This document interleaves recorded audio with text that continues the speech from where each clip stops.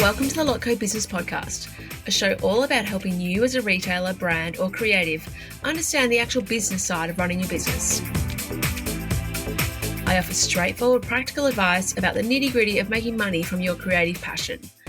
We will be covering bite-sized business and marketing lessons, as well as interviews with experts and trailblazers in the fashion, homewares, and design industries. My name is Melissa Robbins. I'm a business coach, colour-loving, non-coffee drinking Melburnian. Let's get into it. Hello and welcome to today's episode. My name is Melissa Robbins. I am here to talk to you today all about Instagram. Now, I'm talking about Instagram because I've had a few questions about this and it has changed so much over the last, 2 months, 3 months, 6 years, whatever. It has changed so much over, such a short period of time. And I just think it's important to touch on, where it's at now, what sort of things you should be posting. And I'm going to have, touch on different things here because I do know a lot of my listeners here. You might be either a physical retail store, you might be a brand who sells online only, and you might only sell your own brand. So, I'll just sort of touch on a few different examples and hopefully you can pick up what I'm referring to for you. All right, so let's start from the beginning. First of all, Instagram should only be one aspect of your whole marketing strategy. It should definitely not be the only thing that you're doing, and it should not be with all your eggs in one basket here and everything that you focus on is only Instagram. Definitely make sure that that is not the case because it should just be one part of your whole social media, one marketing pie. Social media should just be one little strategy. So in that instance, though, we do need Instagram. I still feel you need a presence on Instagram. You may be, focusing on TikTok instead or as well, but I still think you need a presence on Instagram. So let's talk about what that looks like. Now, first of all, let's start from the very top. We're going to look at your bio. So your bio should just be, if I don't know anything about you, I can just land on your page, read your bio, and I've got a really good idea about who you are. It should be very specific. It should be very direct and tell me exactly what you sell, exactly, if you're a physical store or not, where you're located, if you have an address, what your website is, if you're selling online, and, or what problem you're solving if you are a product that actually solves a problem for people. So really being specific in that bio. All right, next let's talk about your feed posts. So ideally I feel that you should have, and lots of different people you can see this from looking at lots of different people's Instagram. You still need to be doing your feed posts, but it's less important than what it used to be. So ideally, if you're a retail store, I still think you can do like 3 to 5, and that shouldn't be a problem when you've got lots of new stuff going on all the time. And you use some of the examples that I'm going to show here. You should definitely be doing at least 3 to 5 posts on your feed. If you're a direct to consumer brand, maybe you only need like 2 to 4. You definitely don't need as many as what you're used to. So somewhere between that range for depends on what sort of product you have and what sort of store you have. Now, they can be a mixture of anything from product shots, and whether that's just the pure product or whether it's actually a styled lifestyle shot as well. Maybe it's got a white background, maybe it's like one of those ghosted images, or maybe it's actually just a product, a photo of the product by itself. So definitely product shots, definitely lifestyle shots. Ideally, you'd have some carousels within there. Let's say you've got a new delivery of a brand, you might show like 5 of the different styles that you got delivered. If you've got, you've got a delivery of scarves, make sure you have show all the different colors that you have available. If you've got a new range out, or, show some images of all the different styles, or even if it's one product, if you're a direct to consumer, you might have one product, but you've got all the different angles like you would on your actual product page on the website. So having a few things like that. Show me how the products work. Maybe have a quote in there occasionally as well. If you've got a transformation photo, like before and after, what it looks like. Having those sort of things in there can be really engaging, and definitely people are looking for how to use the product. Often when I was doing my judging for the Life in Style Scholarship, I went onto a few product pages and I'd said to a few people, make sure you actually show me your product.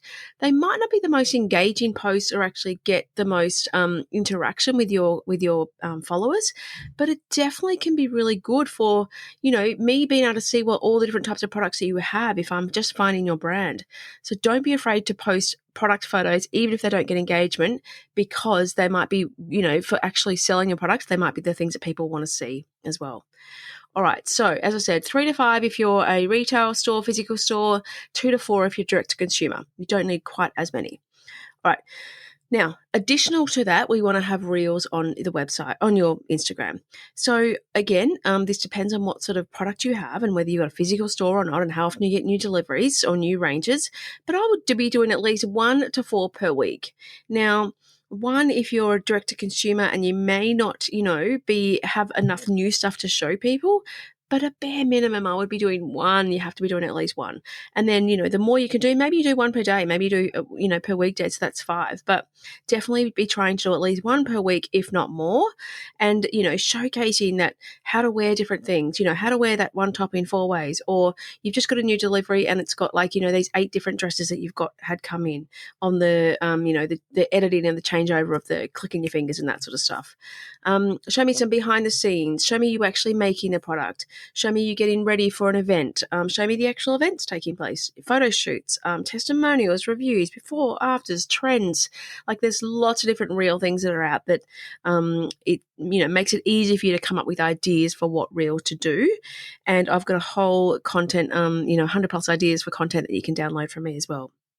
Now, reels for retail stores, definitely be doing things like showcasing inside the store as well, or show you walking into the store, or show the outside of the store. So I want to know that you've got a physical store. So if you can, with your reels, include them occasionally in your topics as well that you do.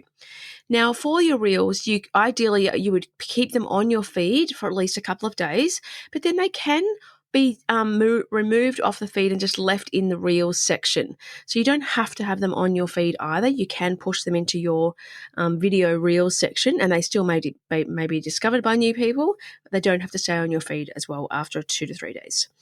All right, so now we're up to stories. And someone said to me the other day, I have only seen people doing stories and reels right now. Is that what's going on? And it definitely is. It's definitely something that more people are spending more time on that than your feed post, but I still think you do need to have at least 3 to 5, as I said, or 2 to 4, if you are have got a product, because different to service-based, you definitely need to be showcasing that product in what it looks like more often than what you would if you're a service-based business. All right, so stories. Ideally, you would have a rotation of what you do Monday to Friday and on the weekends so that you don't have to come up with new ideas all the time. But they definitely should be less curated, less thought out, just, roll with what's going on as opposed to being perfect. And, you might be having okay, Monday, you're going to show the week ahead. Tuesday, it's behind the scenes. Thursday, you've got your new deliveries and your arrivals. You're showcasing that happening. Maybe Thursday's a talk to camera. You're going to talk through, different things you've got coming in. You might do a promo. Maybe you've got a frequently asked questions. Maybe you're sharing another, ideas or quotes you've seen on other people's pages. But definitely have sort of something going on regularly. And again, how many stories depends on how much time you have to actually invest in this. But I would be thinking you would want to have at least, again, 2 to 5 per day.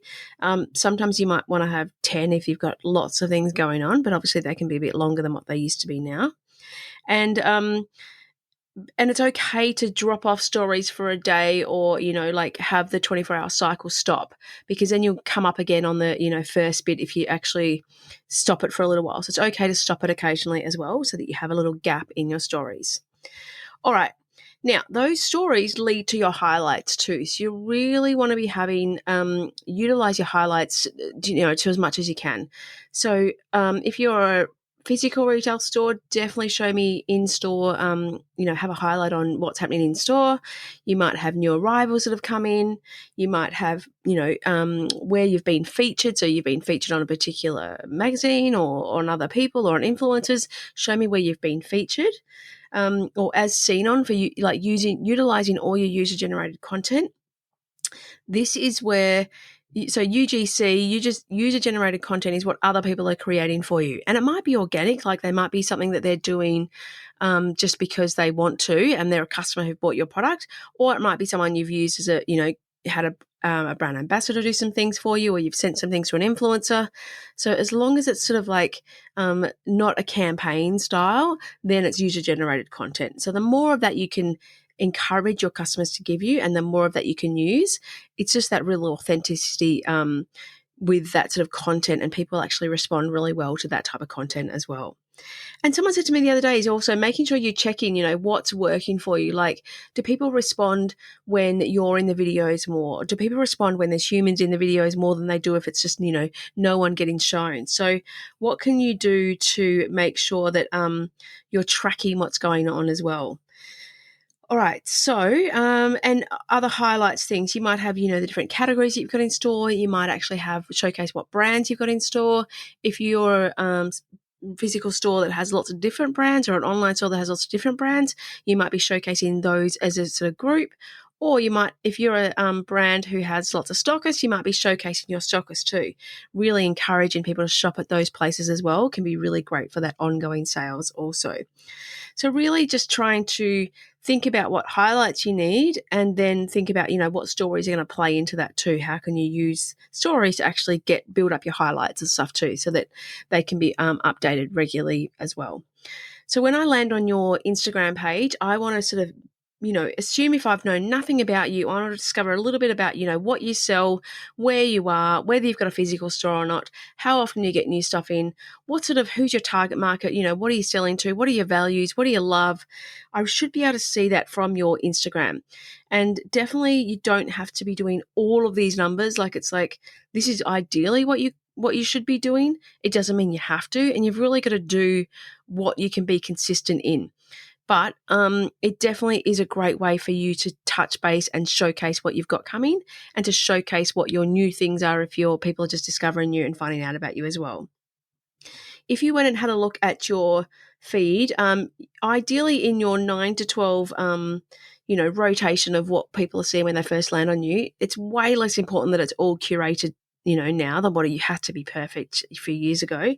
It definitely doesn't need to be curated and perfect, but it should include in those sort of last 9 to 12, at least a few product shots, at least a few user-generated content imagery, at least a few reviews, at least a human a couple of times, whether it's you or someone else behind the scenes, and at least 1 or 2 reels or carousels. So in that last 9 to 12 posts, making sure that you've got a mixture of different things, so it's not just the same, or the same, background or same photo every single time, because that's when people aren't going to, it's not going to stop that scroll, because they're just sort of used to seeing that same thing again and again. So definitely assume people know nothing about you whenever you're posting. Make sure you have a mixture of product, lifestyle, carousels, and reels and video. So definitely mix those up. Practice makes progress. So don't worry if you're not great at video yet. If you're so, your photos aren't the perfect quality, just keep practicing and keep going. I think I started on Instagram when it first came out, back when I had a retail store many, many, many, many years ago. And, the flat lays I used to take the photos of, the images that I used to do, the videos that I used to do, it's obviously come a long way in that time, 15 years or so later. Definitely progress. So you've just got to keep practicing, and things evolve and things change, but you'll get better as the more you do it as well.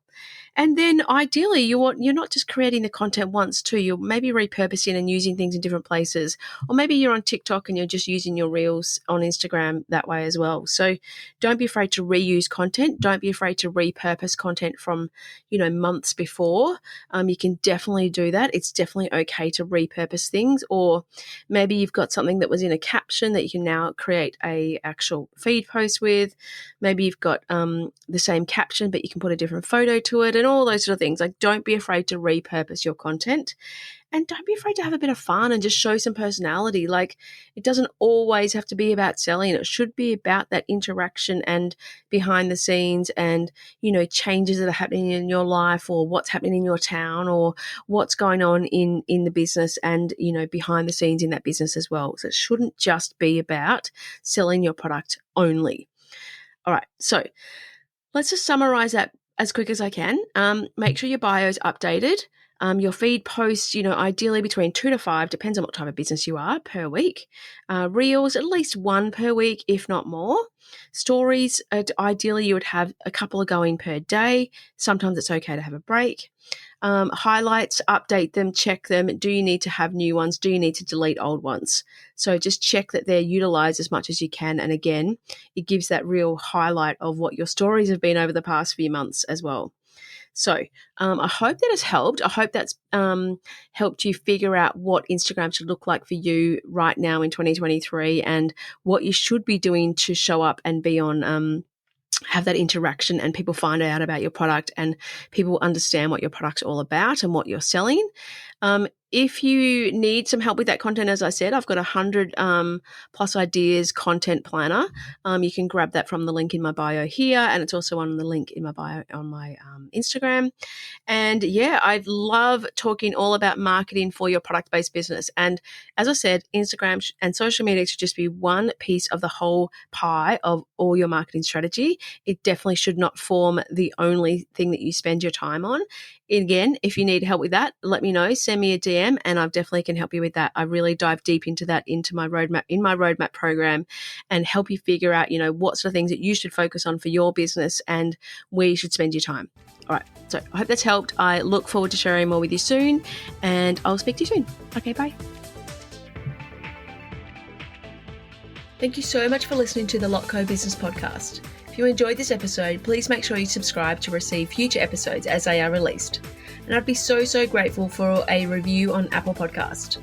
If you would like a copy of the show notes or any of the links mentioned today, please jump onto my website at thelotco.com.au/podcast. Have an amazing week and I look forward to chatting to you again soon.